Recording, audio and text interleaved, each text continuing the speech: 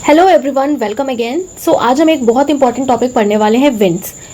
ये एक ऐसा टॉपिक है ना कि डायरेक्ट आपके एग्जाम में क्वेश्चन यहाँ से पूछ लेता है। सिर्फ एसएससी के लिए ही नहीं, अगर आप किसी भी एग्जाम की प्रिपरेशन कर रहे हैं तो ये टॉपिक आपका ज्योग्राफी का बहुत इंपॉर्टेंट हो जाता है। ओके, सो इससे रिलेटेड जो भी इंपॉर्टेंट पॉइंट्स होंगे उसे हम याद करेंगे, और जो भी आपकी लोकल विंड्स होती हैं, ट्रेन विंड्स होती हैं, वो कैसे हम याद रखेंगे, बहुत ईजिली आपको वो भी याद हो जाएगा। सो स्टार्ट करते हैं फटाफट से। सो सबसे पहले विंड को पढ़ने से पहले हमें देखना पड़ेगा कि आखिर ये विंड कैसे ब्लो करती है या कैसे किस चीज़ पे डिपेंड करती है। सो आप देखिए, एयर प्रेशर की वजह से हमारी जो विंड्स हैं वो ब्लो करती हैं। क्या होता है ये एयर प्रेशर? तो एयर तो आप लोग जानते हैं क्या होता है। एयर के साथ जुड़ा हुआ है यहाँ पर प्रेशर, एयर का प्रेशर। इट मीन्स जो भी एयर का वेट है उसकी वजह से जो भी प्रेशर लग रहा है अर्थ के सरफेस पे, उसे हम क्या बोलते हैं? एयर का pressure. Okay, so pressure exerted by weight of air on earth surface is called air pressure, हम इसके कहेंगे। अब ये जो एयर प्रेशर है ना, तो ये आपका हाईएस्ट होता है कहाँ पर? सी लेवल पे। आपने पढ़ा होगा या आप वैसे भी जानते हैं कि जब हम बहुत ज़्यादा सी के अंदर अगर आप जा रहे हो तो बहुत ज़्यादा आपको प्रेशर फील होगा, लेकिन वही जब आप हाइट पे जाते हो तो प्रेशर क्या होता है? डिक्रीज होता जाता है हाइट के साथ। ओके, और इसी प्रेशर की वजह से क्या हो जाता है, जब हम हाइट पे जाते हैं तो हमें ब्लड की वॉमिटिंग भी हो जाती है। जो माउंटेन्स पे चढ़ते हैं ना, तो उनको इस तरीके की प्रॉब्लम्स हो जाती हैं। तो हाईएस्ट एयर प्रेशर हमें कहाँ पे देखने को मिलता है? सी लेवल पे, और ये डिक्रीज होता जाता है हाइट के साथ। ओके, तो जैसे ये हमारा सी लेवल है, तो यहाँ पर जो आपका प्रेशर होगा सी लेवल पे बहुत ज्यादा होगा। जैसे जैसे आप हाइट पे जाओगे तो ये जो आपका प्रेशर है ये डिक्रीज होता जाएगा। एयर प्रेशर है, ये इन्फ्लुएंस होता है टेम्परेचर से भी। अब ये विंड कैसे ब्लो करती है? सो आप देखिए, अभी जो हमने एयर प्रेशर पढ़ा, इसी की वजह से हमारी जो विंड है वो मूव करती है। अब एयर प्रेशर जो है ना, तो ये मेनली दो टाइप का हम देखते हैं। एक होता है आपका लो प्रेशर और दूसरा होता है हाई प्रेशर। अभी तो हमने ये देखा कि आखिर एयर प्रेशर क्या होता है, कि एयर का जो वेट होता है उसकी वजह से जो प्रेशर लगता है अर्थ की सरफेस पे, वो हमारा एयर प्रेशर होता है। ठीक है, तो अगर हम जमीन पर देखें तो ये जो एयर होता है ये आपका high pressure to low pressure move करता है। अभी हमने देखा दो टाइप का प्रेशर होता है, एक होता है आपका लो प्रेशर, दूसरा होता है हाई प्रेशर। ओके, तो एयर जमीन पर high pressure to low pressure move करती है, और इन्हीं प्रेशर के डिफरेंस की वजह से जो हमारी विंड है ये ब्लो करती है। और विंड हमारा मेनली क्या है? जनरली हम इसे क्या कहेंगे? जो मूवमेंट होता है हमारे एयर का। ठीक है, the movement of air is called wind. किसकी वजह से हमारा विंड ब्लो करता है या मूव करता है? ड्यू टू प्रेशर के डिफरेंस पे। अब बात ये आती है कि आखिर ये हाई प्रेशर, लो प्रेशर, कैसे इसका प्रोसेस है और कैसे ये प्रेशर क्रिएट हो रहा है। सो अब देखिए, जब भी हमारा जो एयर है वो हीट हो जाता है, ठीक है, हीट हो जाता है तो वो एक्सपेंड होने लगता है। जैसे कि यहाँ पर आप मान लो कि यहाँ पर आपका सन है, ठीक है, ये सन है। अब सन की रेज जिस एयर पे पड़ेंगी तो वो एयर क्या होगी? हीटअप होने लगेगा। हीटअप होके ये एक्सपेंड होने लगेगी। ठीक है, यहाँ पर आप देख रहे हो ये ऊपर उठ रही है, एक्सपेंड होने लगेगी, और एक्सपेंड होके ये बहुत ज्यादा लाइट हो जाएगी, और जिसकी वजह से क्या होगा? ये धीरे धीरे ऊपर उठना स्टार्ट कर देगी, क्योंकि जो भी वार्म एयर होती है वो लाइट हो जाती है, और फिर उसके जो पार्टिकल्स होते हैं लाइट हो जाते हैं, और वो भी एयर ऊपर उठने लगती है। ठीक है, ये ऊपर उठने लगी क्योंकि यहाँ पर हमारी सनरेज पड़ रही है। अब जिस एयर पर, जैसे कि यहाँ पर कुछ एयर प्रेजेंट है, यहाँ पर सनरेज उतनी नहीं पड़ रही है, ठीक है, और ये एयर कैसी है? अभी कोल्ड ही है, ये अभी गर्म नहीं हुई सन की रेज से, ये कोल्ड है। तो ये धीरे धीरे क्या होने लगेगी? ये नीचे आने लगेगी। ठीक है, क्यों? क्योंकि भाई यहाँ पे जो एयर का गैप आ गया है, अब कोई तो आके फिल करेगा, तो ये कोल्ड एयर आके फिल करेंगी। ठीक है, तो यहाँ पर क्योंकि कोल्ड एयर है तो यहाँ पर हमारा क्या है? हाई प्रेशर है, यहाँ पे लो प्रेशर क्रिएट हो गया। अब ये हाई प्रेशर से लो प्रेशर की तरफ मूव करने लगेंगी। ठीक है, तो इस तरीके से हाई प्रेशर से लो प्रेशर की तरफ हमारा जो एयर है ये मूव करता है। राइट, तो यहाँ पर हमारा क्या हो जाएगा? लो प्रेशर क्रिएट हो गया, फिर ये ऊपर उठने लगा, हाई प्रेशर ने आके यहाँ पर इसकी जगह ले ली। राइट, तो इस तरीके से जो हमारा एयर है वो हाई प्रेशर से लो प्रेशर मूव करता है। तो इसी प्रेशर के डिफरेंस की वजह से हमारी जो हवाएं हैं, जो विंड है, वो चलती हैं।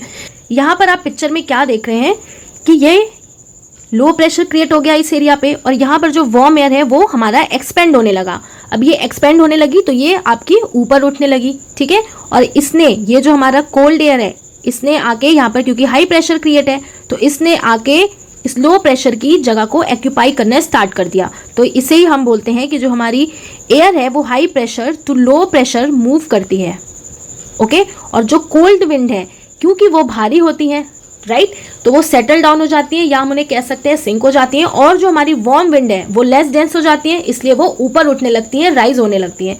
राइट, तो air circulation and air pressure, I hope आपको समझ आ गया होगा कि व्हेन एयर इज हीटेड ये एक्सपेंड हो जाती है and become lighter and goes up. Cold air जो है वो डेंस रहती है और क्योंकि वो हैवी होती है सो ये धीरे धीरे नीचे बैठने लगती है, सेटल डाउन, सिंक होने लगता है। ठीक है, तो यही हमारा रीजन होता है विंड के ब्लो का, कि कैसे विंड ब्लो करती है। So high pressure to low pressure. Okay, ये हमारा क्या है, ये हमारा है अर्थ, राइट, और ये हमारा क्या है, ये हमारा है सन। तो अभी हमने देखा कि सन की रेज जहां पर पड़ेंगी तो वहां का जो एयर है वो कैसा हो जाएगा, वार्म हो जाएगा। तो 0 डिग्री इक्वेटर पे आपको पता है सन की डायरेक्ट रेज पड़ती है, तो यहाँ पर कैसा प्रेशर क्रिएट होगा, यहाँ पर लो प्रेशर क्रिएट होगा। जहाँ पे वार्म एयर होगा, एयर ऊपर उठेगा तो लो प्रेशर क्रिएट होगा। ठीक है, तो यहाँ पर आप देख रहे हो ये इक्वेटर के पास, यहाँ पर low pressure low pressure low pressure low pressure create होगा, और यहाँ पर हाई प्रेशर क्रिएट होगा क्योंकि यहाँ पे लो प्रेशर है। यहाँ पर आपका हाई प्रेशर क्रिएट होगा, यहाँ पे आपका हाई प्रेशर होगा, यहाँ पर आपका हाई प्रेशर क्रिएट होगा। ठीक है, जहाँ पर सन की रेज नहीं पड़ पाएंगी वहां पर कैसा प्रेशर क्रिएट होगा, हाई प्रेशर आपका क्रिएट होगा।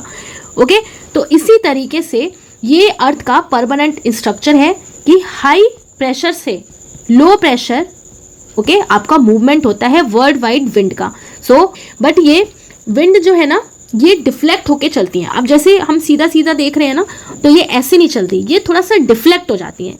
क्यों ये डिफ्लेक्ट हो जाती हैं, क्या बोला मैंने, अभी हमने जनरल देखा, बिल्कुल भी कंफ्यूज नहीं होना है। अभी हमने क्या देखा कि जो विंड है वो high pressure to low pressure चलती है। ठीक है, high pressure to low pressure चलती है, बट ये सीधे सीधे नहीं चलती, ये थोड़ा सा डांस करते हुए चलती है। आप ऐसे समझ लो, अब ये ऐसे ना जाके ना ऐसे डिफ्लेक्ट हो जाती है, ऐसे ना जाके ऐसे डिफ्लेक्ट हो जाती है। ऐसा क्यों होता है, क्योंकि एक फोर्स काम करता है। कौन सा फोर्स लगता है, कॉरियोलिस फोर्स एक यहाँ पर क्रिएट होता है, जिसकी वजह से ये जो विंड का मूवमेंट है ये डिफ्लेक्ट हो जाता है। ठीक है, किस वजह से ये कॉरियोलिस फोर्स लगता है, तो ये आपका डेवलप्ड होता है, ये जो फोर्स है ये डेवलप होता है due to rotation of earth. ठीक है, जब अर्थ का रोटेशन होता है उसकी वजह से ये डेवलप होता है due to rotation of earth. इसकी वजह से ये जो हमारा विंड का जो डायरेक्शन है वो सीधे ना जाके थोड़ी सा डिफ्लेक्ट हो जाता है। ठीक है, सो ये जो फोर्स है, अगर हम नॉर्दर्न हेमिस्फीयर की बात करें, ठीक है, ये हमारा क्या है, ये हमारा नॉर्दर्न हेमिस्फीयर है। ओके, और ये सदर्न हेमिस्फीयर है। सो इस फोर्स की वजह से क्या होता है कि जो भी नॉर्दर्न हेमिस्फीयर की चीजें हैं वो राइट की तरफ डिफ्लेक्ट हो जाएंगी। जाना था सीधे, बट क्या हो जाएगा, ये आपकी राइट की तरफ डिफ्लेक्ट हो गई। ठीक है, ये राइट की तरफ डिफ्लेक्ट हो गई, ये राइट की तरफ डिफ्लेक्ट हो गई। एंड सदर्न हेमिस्फीयर की जो भी चीजें हैं वो किस तरफ डिफ्लेक्ट हो जाएंगी, तो लेफ्ट की तरफ डिफ्लेक्ट हो जाएंगी। ठीक है, ये हमारा सदर्न हेमिस्फीयर, तो ये स्ट्रेट ना जाके इधर डिफ्लेक्ट हो गई। ओके, स्ट्रेट ना जाके इधर डिफ्लेक्ट हो गई, स्ट्रेट ना जाके इधर डिफ्लेक्ट हो गई। कौन से फोर्स की वजह से, सो आपका कॉरियोलिस फोर्स की वजह से। कौन से फोर्स की वजह से, कॉरियोलिस फोर्स की वजह से। और ये फोर्स कैसे डेवलप होता है, due to rotation of earth. Okay, तो ये इंपॉर्टेंट पॉइंट है, आपको याद रखना है। अब अगर हम बात करें कॉरियोलिस फोर्स की, तो ये सबसे ज़्यादा कहाँ पे होगा, तो ये कहाँ पे होगा, पोल्स पे सबसे ज़्यादा होगा। ठीक है, ये कॉरियोलिस फोर्स आपका पोल्स पे मैक्सिमम होता है। ठीक है, पोल्स पे आपका क्या होगा, मैक्सिमम। और सबसे ज़्यादा कम कहाँ पे होगा, तो सबसे ज़्यादा कम होगा आपका इक्वेटर पे। सो आई होप ये इतनी कहानी आपको समझ में आ गई होगी कि कैसे हमारी जो विंड है वो ब्लो करती है high pressure to low pressure. Okay, और कौन से फोर्स की वजह से ये सीधे ना जाकर डिफ्लेक्ट हो जाती है। सो नॉर्दर्न हेमिस्फीयर में कॉरियोलिस फोर्स लगता है, नॉर्दर्न और सदर्न हेमिस्फीयर दोनों तरफ लगता है। ठीक है, तो कॉरियोलिस फोर्स की वजह से नॉर्दर्न हेमिस्फीयर की जो विंड है वो सीधे ना जाके वो किस तरफ डिफ्लेक्ट हो जाती है, ये डिफ्लेक्ट हो जाती है राइट की तरफ। सदर्न हेमिस्फीयर में ये लेफ्ट की तरफ डिफ्लेक्ट हो जाती है। अगर हम बात करें कॉरियोलिस फोर्स मैक्सिमम कहाँ पे होगा, तो ये आपका पोल्स पे सबसे ज़्यादा मैक्सिमम होगा। ठीक है, तो आई होप इतनी कहानी आपको समझ में आ गई होगी। अब हम विंड को देखेंगे कि ये जो अभी हमने पढ़ा कि विंड ऐसे ऐसे चलता है, सो आखिर ये विंड के भी कुछ टाइप होते हैं। तो जो भी इंपॉर्टेंट टाइप हैं जो आपके एग्जाम के लिए इंपॉर्टेंट रहेंगे उसे हम देखते हैं अब। सो ये जो अभी हम विंड पढ़ रहे हैं, जिसे हम क्या समझे कि जो मूवमेंट होता है एयर का, उससे ही हम क्या बोलते हैं, विंड बोलते हैं। तो ये मेनली ना आपके 3 टाइप्स के होते हैं। वैसे तो बहुत सारे टाइप होते हैं, बट जो भी आपके एग्जाम के लिए इंपॉर्टेंट है उसे हम पढ़ेंगे। 3 टाइप के मेनली होते हैं। कौन से, परमानेंट या ट्रेड विंड, जिसे हम हिंदी में व्यापारिक पवने बोलते हैं। सीजनल विंड, थर्ड होता है लोकल विंड, जो इंपॉर्टेंट है, जिसे स्थानीय पवने कहते हैं, जो एक पर्टिकुलर एरिया में चलती है, पर्टिकुलर स्थान पे चल रही है, तो उन्हें लोकल विंड्स कहते हैं। अब ये जो परमानेंट विंड है ये 2 टाइप की होती हैं, वेस्टर्लीज, ईस्टर्लीज। डायरेक्ट आपके एग्जाम में क्वेश्चन पूछता है कि परमानेंट विंड कौन सी है, तो पहले तो आपको कैटेगरी याद होना चाहिए। एक को बोलते हैं वेस्टर्लीज, दूसरे को बोलते हैं ईस्टर्लीज। ईस्टर्लीज होती हैं ये ईस्ट से चलती हैं, वेस्टर्लीज आपकी वेस्ट से चलेंगी, ईस्टर्लीज आपका ईस्ट से चलेगा। ओके, लोकल विंड जो होती है इन्हें हम दो कैटेगरी में डिवाइड करके पढ़ते हैं। एक होता है आपका वार्म विंड, एक होती है कोल्ड विंड। लोकली कभी हमें, आप ऐसे सोचो, आप लोकल जहाँ पे रह रहे हो ना, कभी आपको लगता है यार बड़ी गर्म हवा बह रही है ना, कभी लगता है यार ठंडी ठंडी हवा बह रही है। जब बहुत अच्छी बारिश हो जाती है तो ठंडी हवा लगती है, तो लोकली हम फील करते हैं वार्म विंड को एंड कोल्ड विंड को। और ये जो परमानेंट और ट्रेड विंड है ना, तो आप सुनने में कैसा लग रहा है, बिल्कुल भाई ट्रेड वाली विंड है, ठीक है। तो ये हाई फाई इनका नेम है, वेस्टर्लीज और ईस्टर्लीज। ईस्टर्लीज जो ब्लो होंगी फ्रॉम ईस्ट से, वेस्टर्लीज जो ब्लो होंगी हमारी वेस्ट से, ठीक है। सो अभी हमने देखा वेस्टर्लीज और ईस्टर्लीज को। सो आप देखिए, ये ईस्ट, ये है वेस्ट, ये है नॉर्थ और ये साउथ। वेस्टर्लीज जो वेस्ट से चलेंगी, यानी कि यहाँ से यहाँ की तरफ चलेंगी। ईस्टर्लीज जो ईस्ट से चलेंगी, उन्हें ईस्टर्लीज कहा जाएगा। ओके, तो यहाँ पर भी आप देखिए, ये हमारा 0 डिग्री, यहाँ पर लो प्रेशर है क्योंकि यहाँ पे सन की रेज डायरेक्ट पड़ रही हैं, और यहाँ पर ऊपर और नीचे यहाँ पे हाई प्रेशर क्रिएट हो रहा है। ओके, तो हमने देखा कि जो वेस्ट से चल रही हैं वो वेस्टर्लीज हैं, जो ईस्ट से चल रही हैं वो ईस्टर्लीज हैं। ओके, और यहाँ पर आप देखो, ये हमारा नॉर्दर्न हेमिस्फीयर है, ठीक है। इधर क्या है, नॉर्दर्न हेमिस्फीयर। यहाँ पे क्या है, सदर्न हेमिस्फीयर। अब ये जो नॉर्दर्न हेमिस्फीयर है, तो यहाँ से विंड सीधे ना जाके डिफ्लेक्ट हो रही है राइट की तरफ, ठीक है। किसकी वजह से, कॉरियोलिस फोर्स की वजह से। तो यहाँ पर हम क्या बोलेंगे, इसको नॉर्दर्न ईस्टर्लीज बोलेंगे, ठीक है। यहाँ पे क्या चल रही है, नॉर्दर्न ईस्टर्लीज। कैसे ये ब्लो हो जा रही है, तो आप देखो, ये सीधे ना जाके इधर चली गई, सीधे जाना था लेकिन इधर चली गई, इधर चली गई, इधर चली गई। सदर्न हेमिस्फीयर की बात करें तो ये लेफ्ट की तरफ चली गई, लेफ्ट की तरफ चली गई, लेफ्ट की तरफ चली गई। ओके, तो ये सदर्न हेमिस्फीयर वाले को क्या बोलेंगे, सदर्न ईस्टर्लीज इसे बोलेंगे, ठीक है, सदर्न ईस्टर्लीज। और जहां पर ये नॉर्थ ईस्टर्लीज और सदर्न ईस्टर्लीज मीट करेंगी ना, तो क्या बोलते हैं, इंटर ट्रॉपिकल कन्वर्जेंस जोन, जिसे क्या कहेंगे हम, इंटर ट्रॉपिकल कन्वर्जन जोन, जिसे हिंदी में कहते हैं अंतर उष्ण कटिबंधीय अभिसरण क्षेत्र, ठीक है। और इसका आपके एनसीईआरटी के अकॉर्डिंग एक और नेम आपको याद रख लेना है, आपके एग्जाम में पूछ सकता है, डोलड्रम बोलते हैं, ठीक है। क्या बोलते हैं, ITCZ या डोलड्रम। और ये ITCZ ये मूव करता रहता है अकॉर्डिंग टू मूवमेंट ऑफ सन, जैसे जैसे सन का मूवमेंट होता है वैसे ये भी मूव करता रहता है। तो इसे और क्लियरली हम थोड़ा सा इमेज पे देखते हैं। अभी हमने देखा नॉर्थ ईस्टर्लीज और वेस्टर्न ईस्टर्लीज, तो ये जहाँ पर मीट करेंगी इन्हें क्या बोलते हैं, इंटर ट्रॉपिकल कन्वर्जन जोन, या इसे हम क्या कहेंगे, डोलड्रम बोलते हैं, ठीक है, डोलड्रम। ओके, तो यहाँ पर हमारी क्या ब्लो हो रही है, नॉर्थ ईस्टर्लीज। ओके, और यहाँ पर क्या ब्लो हो रही हैं, साउथ ईस्टर्लीज, ठीक है। सो नॉर्थ ईस्टर्लीज और साउथ ईस्टर्लीज जहाँ पर मिल रही हैं उसको क्या बोलेंगे, इंटर ट्रॉपिकल कन्वर्जेंस जोन, याद रखना इंपॉर्टेंट है, या फिर डोलड्रम बोलते हैं, हिंदी में क्या बोलेंगे, अंतर उष्ण कटिबंधीय अभिसरण क्षेत्र। अब यहाँ पर जो हमारे पोल्स हैं, ओके, यहाँ पर हाई प्रेशर होगा, क्यों, क्योंकि यहाँ पे ठंड बहुत होगी, हाई प्रेशर होगा यहाँ पर। सो यहाँ पर जो आपकी ईस्टर्लीज ब्लो करेंगी तो इन्हें हम क्या बोलेंगे, पोलर ईस्टर्लीज बोलेंगे, ठीक है। बहुत डीप में आपको नहीं जाना है, जितना आपके एग्जाम के लिए इंपॉर्टेंट है उतना आपको याद रखना है। यहाँ पर बोलेंगे हम पोलर ईस्टर्लीज, ओके। और यहाँ पर भी आपका क्या हो जाएगा, क्योंकि यहाँ पे पोल्स है, सो यहाँ पर भी आपका क्या हो जाएगा, पोलर ईस्टर्लीज हो जाएगा, ठीक है। एंड जो वेस्टर्लीज है, अभी हमने देखा क्योंकि वेस्टर्लीज वेस्ट से ब्लो करेंगी और नॉर्दर्न हेमिस्फीयर में ये राइट की तरफ डिफ्लेक्ट हो जाती हैं ड्यू टू कॉरियोलिस फोर्स। तो ये सब कैसे जाएंगी, ये ऐसे ना जाके कैसे जाएंगी, आपकी इधर की तरफ डिफ्लेक्ट रहेंगी। तो आप देख रहे हो सब इधर की तरफ डिफ्लेक्ट हो रही है, इधर की तरफ डिफ्लेक्ट हो रही है, तो ये हमारा क्या हो जाएगा, वेस्टर्लीज हो जाएगा, ओके। और आपको यहाँ पे दिख रहा होगा हार्डली सेल। अब ये हार्डली सेल क्या है, सो 0 डिग्री से लेके 30 डिग्री जो नॉर्थ है इसे हम हार्डली सेल बोलते हैं, राइट। ये भी आपका एनसीईआरटी में गिवन है, तो ये भी आपको ध्यान रखना है क्योंकि आपका क्वेश्चन बन सकता है, हार्डली सेल। तो 0 से लेके 30 डिग्री नॉर्थ को हार्डली सेल बोलते हैं। और ये जो आप देख रहे हो ना, यहाँ पर आप देख लो चाहे, ये 30 डिग्री नॉर्थ जो है इसे हॉर्स लैटिट्यूड भी कहा जाता है। क्या बोला जाता है इसे, हॉर्स लैटिट्यूड। और आप देखिए ये जो ईस्टर्लीज हैं, वेस्टर्लीज हैं, इन्हें ट्रेड विंड्स भी इसलिए कहा जाता है क्योंकि पहले के टाइम पे इन विंड्स की वजह से ही ट्रेड होता था, इसलिए इनको व्यापारिक पवने या फिर क्या कहा जाता है, ट्रेड विंड या परमानेंट विंड्स कहा जाता है। और ये जो 30 डिग्री नॉर्थ है इसे हॉर्स लैटिट्यूड बोला जाता है। और 0 डिग्री से लेकर 30 डिग्री नॉर्थ जो है ये आपका हार्डली सेल है, ठीक है, नॉर्थ वाला। चाहे आप इधर भी जाएँ, 0 डिग्री से लेके 30 डिग्री साउथ, तो ये भी आपका हार्डली सेल है। आई होप समझ में आ गया होगा। फिर से एक बार रिवाइज कर लेते हैं कि आगे हमने क्या देखा, ठीक है। सो आप देखिए, हमने विंड के बारे में पढ़ा, एयर प्रेशर वो तो आप समझ गए। विंड हमने देखा कि मेनली 3 टाइप्स की होती हैं, वैसे तो कई सारे इसके कैटेगरी हैं, बट मेनली जो हम पढ़ते हैं वो 3 टाइप की, एक परमानेंट और एक ट्रेड विंड होता है आपका, ओके। सीजनल विंड होती है, लोकल विंड होती है जिन्हें स्थानीय पवनें कहा जाता है। परमानेंट विंड जो होती हैं इन्हें ट्रेड विंड भी कहा जाता है, and they are divided into westerlies and easterlies. जो वेस्ट से चली उन्हें वेस्टर्लीज बोलेंगे, जो ईस्ट से चली उन्हें ईस्टर्लीज बोला गया, ठीक है। और यहाँ पर हमने समझ भी लिया।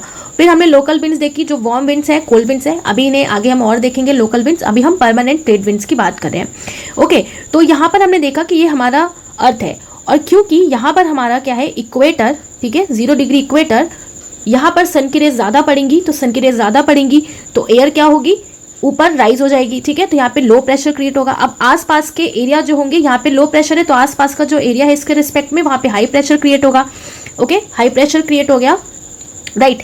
फिर हमने देखा कि मेनली जो विंड है उन्हें स्ट्रेट जाना चाहिए, बट एक फोर्स काम करता है जिसका नेम है कॉरियोलिस फोर्स। कौन सा फोर्स है, कॉरियोलिस फोर्स, जिसकी वजह से जो विंड है वो डिफ्लेक्ट हो जाती है। अगर नॉर्दर्न हेमिस्फीयर में हम बात करें, सो नॉर्दर्न हेमिस्फीयर की जो चीजें हैं वो राइट की तरफ डिफ्लेक्ट हो जाती हैं, सदर्न हेमिस्फीयर की लेफ्ट की तरफ डिफ्लेक्ट हो जाती हैं, ओके। तो जो ईस्ट से चल रही है वो क्या है, हमारी ईस्टर्लीज। जो वेस्ट से चल रही है वो क्या है, हमारी जो वेस्ट से चल रही है वो है हमारी वेस्टर्लीज, ठीक है। ये हमने समझा, वो क्या है, हमारी वेस्टर्लीज। जो ईस्ट से चल रही है वो है हमारी ईस्टर्लीज। अब अगर हम देखें तो हमने देखा कि जहां पर नॉर्दर्न ईस्टर्लीज और सदर्न ईस्टर्लीज मीट करती हैं उन्हें क्या बोला जाता है, ITCZ जोन कहा जाता है, यानी कि इंटर ट्रॉपिकल कन्वर्जेंस जोन कहा जाता है, या फिर जिसे हम डोल्ड्रम भी कहते हैं, ओके। ये समझ में आ गया, क्या बोलते हैं, डोल्ड्रम या फिर ITCZ बोलते हैं। और ये जो कॉरियोलिस फोर्स होता है ये रोटेशन ऑफ अर्थ की वजह से ये डेवलप होता है। ये बात आपको समझ में आ गई, ठीक है। अब क्योंकि जो हमारी वेस्टर्लीज हैं वो कहाँ से चलेंगी, वेस्ट से चलेंगी, लेकिन हमने क्या पढ़ा, नॉर्दर्न हेमिस्फीयर में राइट की तरफ डिफ्लेक्ट हो जाती हैं, तो क्या होगा, सब किसकी तरफ डिफ्लेक्ट हो जाएंगी, राइट की तरफ डिफ्लेक्ट हो जाएंगी। किसकी तरफ, राइट की तरफ हमारी डिफ्लेक्ट हो जाएंगी, ठीक है। तो राइट की तरफ डिफ्लेक्ट हो गई, राइट की तरफ डिफ्लेक्ट हो गई हमारी वेस्टर्लीज। तो ये थे हमारे वेस्टर्लीज और ईस्टर्लीज जो परमानेंट ट्रेंड विंड है। और हमने क्या देखा कि 0 डिग्री से लेके, ठीक है, अब हम यहाँ पे चलते हैं दोबारा से इस वाले पिक्चर पे। तो हमने देखा कि 30 डिग्री नॉर्थ जो है, और अगर हम बात करें 30 डिग्री जो साउथ है, ठीक है, 30 डिग्री साउथ, इन्हें क्या बोला जाता है, हॉर्स लैटिट्यूड कहा जाता है। क्योंकि यहाँ पर पहले ट्रेड के लिए इन विंड्स का यूज़ होता था, यानी कि जो इनकी शिप सेल करती थी वो विंड्स के डायरेक्शन में सेल करती थी, इसलिए इनको ट्रेड विंड्स या व्यापारिक पवनें कहा जाता है। इस एरिया को हम क्या बोलते हैं, जहाँ पर हमारी नॉर्दर्न ईस्टर्लीज व सदर्न ईस्टर्लीज मीट करती हैं, इन्हें बोलते हैं inter tropical convergence zone.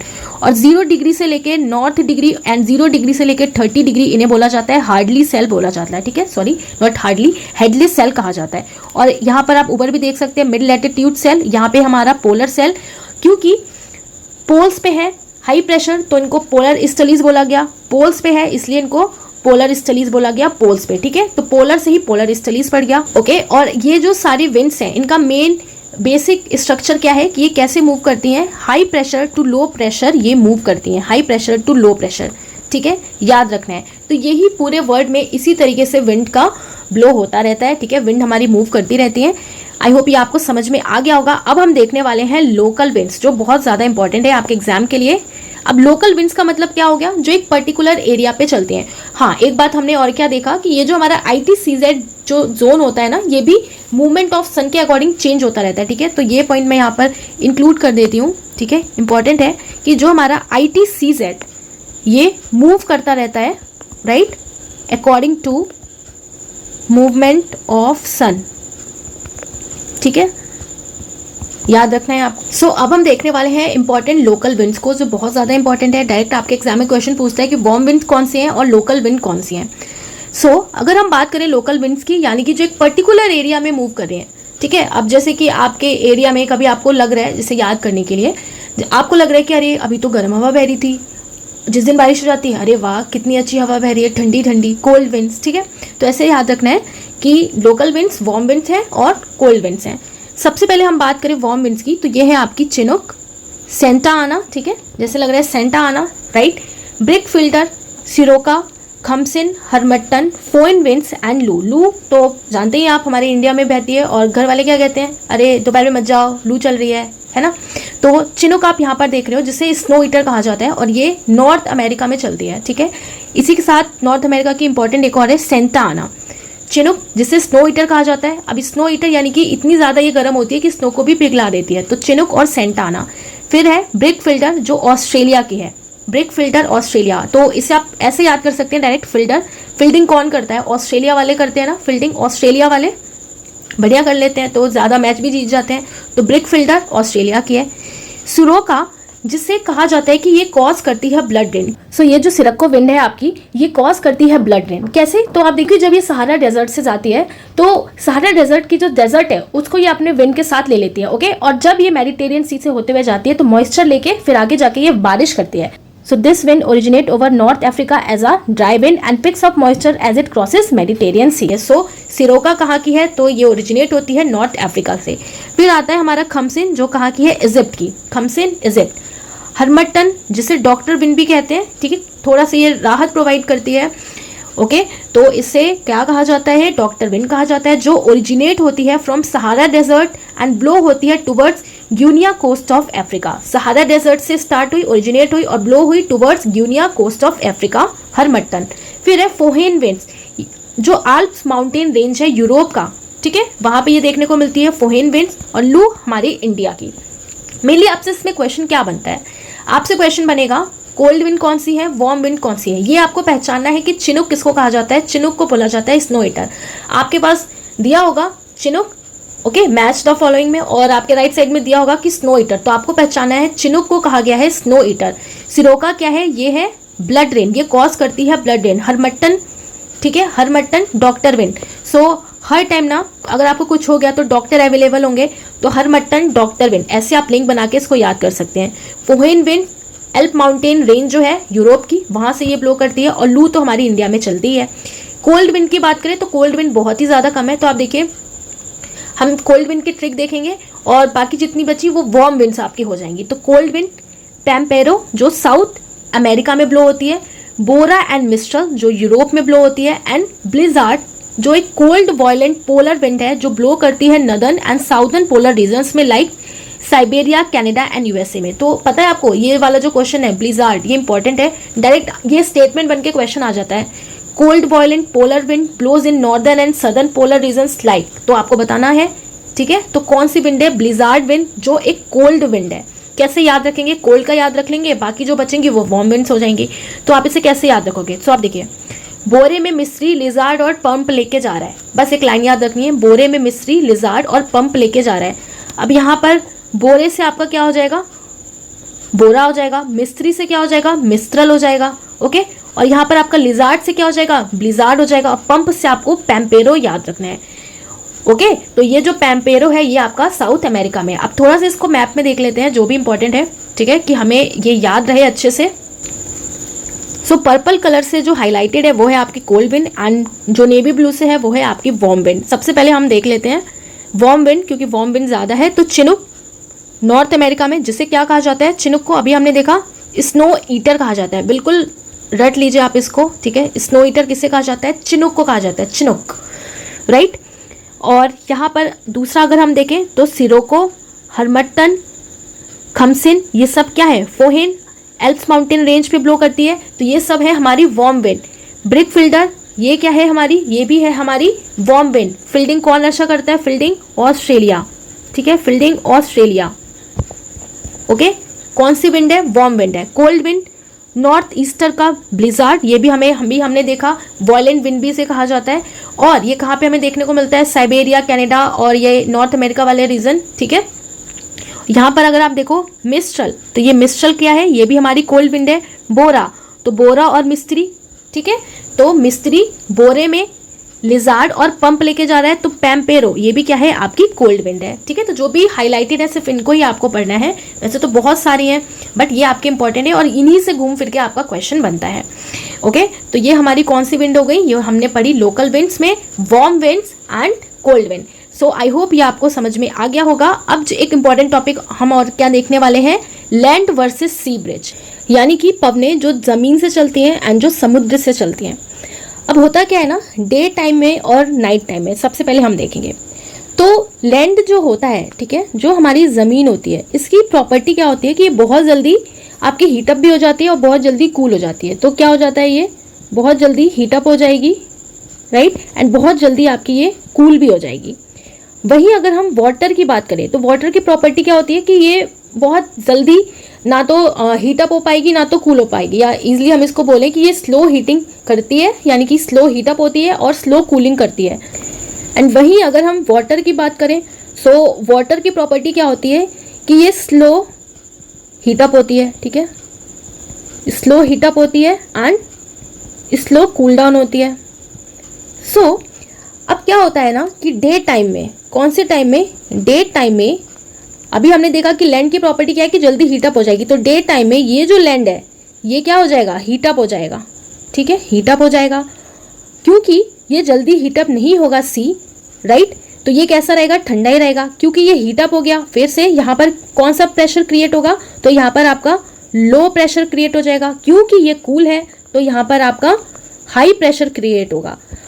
Okay, तो बस हवाएं कैसे बहती हैं, high pressure to low pressure move करती हैं। तो कैसे मूव होगा, ये ऐसे मूव करने लगेगा, ठीक है, ऐसे मूव करने लगेगा डे टाइम में। क्योंकि जहां से जो मूव कर रही है उसी के नेम पे नेम पड़ता है। तो बस ये क्या हो जाएगा, ये हो जाएगा हमारा सी ब्रिज। हाई प्रेशर से लो प्रेशर जा रहा है, यानी कि सी से लैंड पे जा रहा है। क्योंकि सी से जा रहा है तो इसलिए इसे सी ब्रिज बोलते हैं, ठीक है। और जो भी इसके आसपास लोगों का घर होता है फिर उनको ठंडी ठंडी हवाएं देखने को मिलती हैं।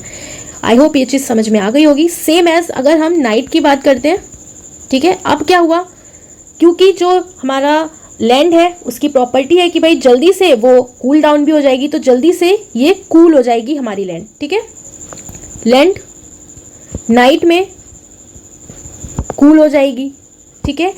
अब क्योंकि जो हमारा सी वाटर है ये जल्दी से कूल नहीं हो पाता ना जल्दी से गर्म हो पाता है, तो क्या होगा, ये अभी तक ये गर्म ही रहेगा, ठीक है। क्योंकि अब ये रात होते होते होते होते होते अब इसने भाई गर्म हो गया, तो ये हमें कैसे देखने को मिलेगी, वार्म देखने को मिलेगी। कैसी, वार्म देखने को मिलेगा। तो अब क्या होगा, क्योंकि ये है वार्म तो यहाँ पर लो प्रेशर क्रिएट होगा, ये हो गई ठंडी तो यहाँ पर हाई प्रेशर क्रिएट होगा।